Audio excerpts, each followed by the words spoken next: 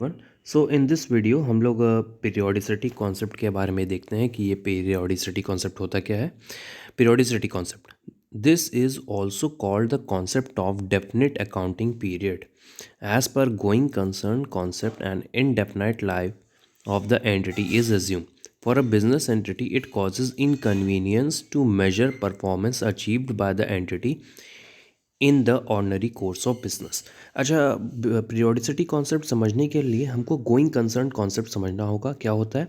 तो एक बार हम छोटा सा पार्ट देख लेते हैं गोइंग कंसर्न का कि गोइंग कंसर्न कॉन्सेप्ट क्या है। गोइंग कंसर्न सेज दैट कि हमारा जो बिजनेस है वो इनफाइनाइट पीरियड तक चलेगा, ये सोचकर हमें अपनी एंट्रीज अपनी अकाउंटिंग करनी होती है।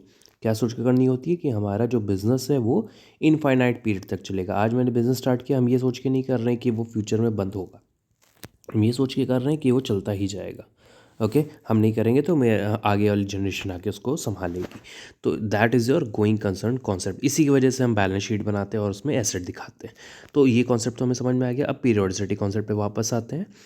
तो this is also called concept of definite accounting period. इसको हम डेफिनेट अकाउंटिंग पीरियड भी कहते हैं। और as per going concern concept हमको बोला गया है कि हमारी जो बिज़नेस की लाइफ है वो इनफाइनाइट है। तो हम क्या करें, जब बिज़नेस बंद होगा इनफाइनाइट पीरियड के बाद, जब भी जाएगा टाइम, जब भी कोई टाइम आएगा जब बिज़नेस बंद होगा, तो क्या उस दिन हम अपना बैठ कर निकालेंगे प्रॉफिट क्या आया कि लॉस क्या हुआ बिज़नेस में? नहीं, ये तो गलत है ना। ऐसे जब 20 साल चलेगा बिज़नेस तो हम 20 साल बाद सोच वेट करेंगे कि कितना प्रॉफिट हुआ कितना लॉस, चलो निकालते हैं। नहीं, हम तो चाहेंगे कि पता चलता रहे। तो वो पता चलता रहे किस बेसिस पे इन्होंने कर दिया, पीरियोडिसिटी कॉन्सेप्ट। पूरे बिजनेस की लाइफ को हम छोटे छोटे पार्ट्स में डिवाइड कर देंगे। ओके, तो चलिए आगे देखते हैं। If a textile mill last for 100 years, एक टेक्सटाइल मिल है जो 100 ईयर्स तक चल रही है, it is not desirable to measure its performance as well as financial position only at the end of its life. और ये डिज़ायरेबल नहीं रहेगा कि हम 100 साल बाद उसकी फाइनेंशियल पोजीशन बना चेक करें या फिर प्रॉफिट एंड लॉस निकाल कर देखें। तो ये वैलिड नहीं है। Next, so a small but workable fraction of time is chosen out of infinite life cycle of the business entity for measuring performance and looking at the financial position. तो इसके लिए इन्होंने क्या बोला कि अपनी पूरी जो भी टेक्सटाइल जैसे मिल का इन्होंने लिया 100 ईयर्स है, तो इस 100 ईयर्स को आप छोटे छोटे फ्रैक्शन में डिवाइड कर दीजिए। 1 year which is one of the best, जो 1 ईयर बेस्ट माना जाता है। एक एक साल पे आप अपने फाइनेंशियल पोजीशन और प्रॉफिट एंड लॉस स्टेटमेंट ये सारी चीज़ें बनाइए, और उससे आपको रिजल्ट भी पता चलता रहेगा बिजनेस के बारे में कि क्या है। तो पीरियड के अकॉर्डिंग आपने डिवाइड कर दिया ना, that is your periodicity concept. तो उन्होंने बोला गया कि 6 मंथ, 9 मंथ्स, 15 मंथ्स भी ले सकते हैं। तो बेस्ट जो माना गया वो 1 ईयर माना गया। Generally 1 year period is taken up for performance measurement. So 1 year best माना जाता है, और ये 1 ईयर कैलेंडर ईयर भी हो सकता है और फाइनेंशियल ईयर भी हो सकता है। तो देख लेते हैं कैलेंडर ईयर और फाइनेंशियल ईयर। तो देखते हैं आगे क्या दिया हुआ है।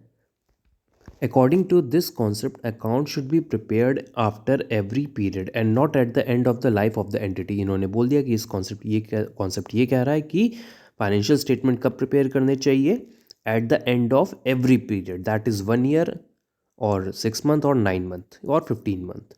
या फिर हम क्या कर सकते हैं, दो जो अकाउंटिंग ईयर है वो हम फॉलो कर सकते हैं, एक तो कैलेंडर ईयर और एक फाइनेंशियल ईयर। कैलेंडर ईयर कब स्टार्ट होता है, 1 जनवरी टू 31 दिसंबर।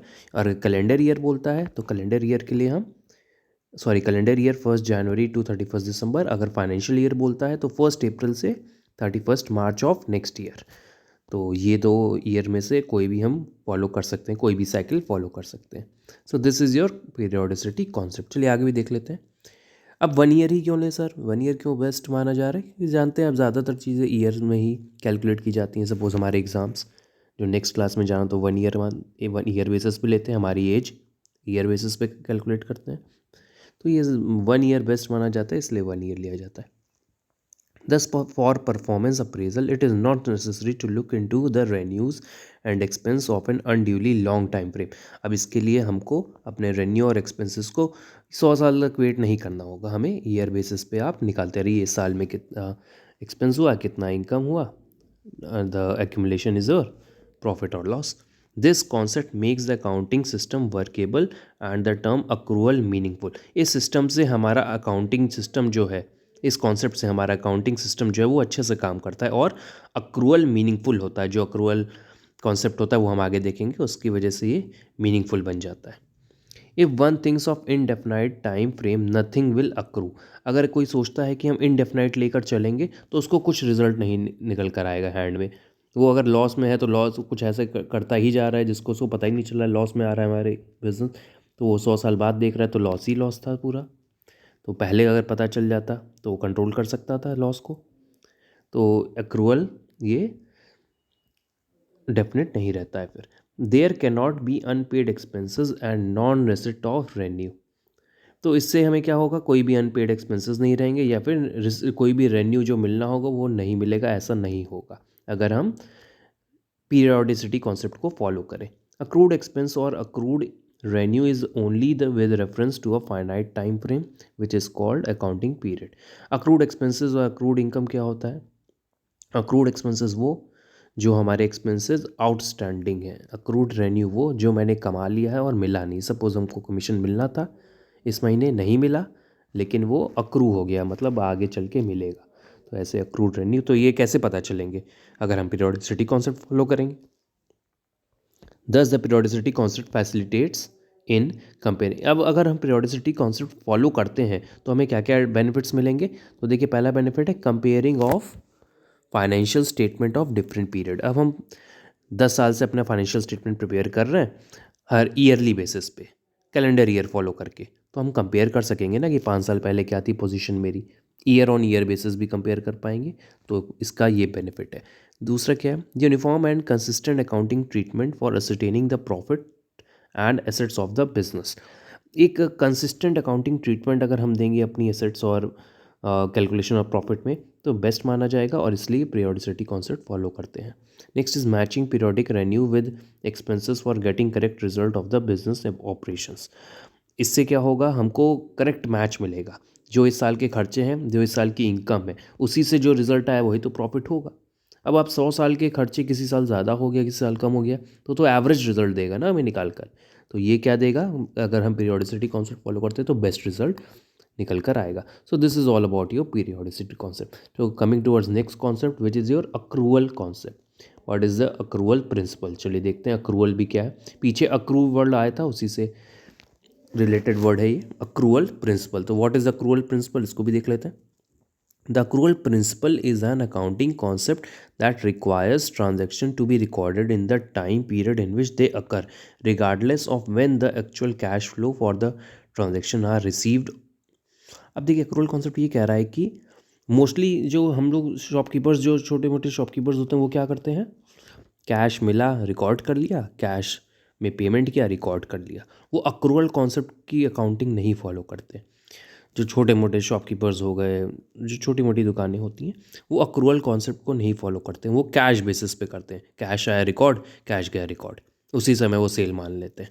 लेकिन अक्रूवल कॉन्सेप्ट ये कहता है कैश मिला हो चाहे ना मिला हो, जैसा ही आपने ओनरशिप ट्रांसफ़र की वैसे ही आप मान लीजिए सेल हो गई, भले ही फ्यूचर में उसका कैश मिले। That is your accrual principle. तो देखिए यहाँ पे लिखा हुआ है transaction to be recorded in the time period in which they occur. जब वो अकर हो जाए तभी आप उसको रिकॉर्ड कर लीजिए। अब वेट ना करिए कि कैश मिला कि ना नहीं मिला। द आइडिया बिहाइंड द, अब ये क्यों करें?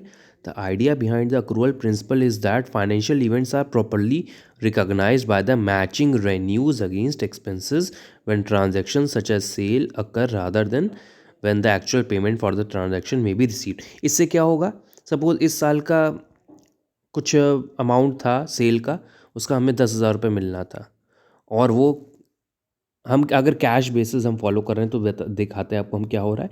कैश बेसिस में क्या हो रहा है, इस महीने मैंने सेल की 10,000 की और उसका पैसा अगले महीने मिला। अगर हम कैश बेसिस फॉलो करते तो इस महीने तो रिकॉर्ड करते ही नहीं, अगले महीने रिकॉर्ड करते कि कैश आ गया। लेकिन वो सेल किस महीने की थी, इस करंट ईयर करंट मंथ की सेल थी। तो देखिए प्रॉफिट जो है वो लास्ट ईयर नेक्स्ट ईयर में आके निकल कर देगा ना, क्योंकि सेल हम उसको नेक्स्ट ईयर मान रहे हैं। होना तो इसी महीने के चाहिए थे क्योंकि सेल इसी समय हुई है। तो इससे हमारा ट्रू प्रॉफिट नहीं निकल कर आता है। अक्रूवल फॉलो करते तो हम इसी मंथ दिखाते हैं उसको सेल को, वेदर कैश रिसीव्ड और नॉट। तो ये बेनिफिट हमारा अक्रूवल प्रिंसिपल से मिलता है कि जितने भी रेन्यू होते हैं उसको उसी ईयर के एक्सपेंसेस से मैच कराया जा सकता है, तो बेस्ट रिजल्ट निकल कर आता है। This is your accrual principle. तो देखिए यहाँ पे दिया हुआ है एक एक्रूअल कॉन्सेप्ट के बारे में। Accrual concept recording of transaction कैसे करते हैं, on the date of cash receipt of payment. नहीं, ऐसे नहीं करना है हमें। किस तरह रिकॉर्ड करना है, when the payments become due irrespective of cash received और नॉट। जब पेमेंट ड्यू हो जाए तो आप रिकॉर्ड कर लीजिए। सो आई थिंक आपको दो कॉन्सेप्ट समझ में आ गए होंगे।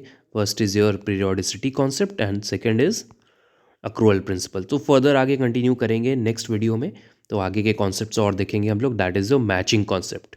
तो till then, thank you everyone.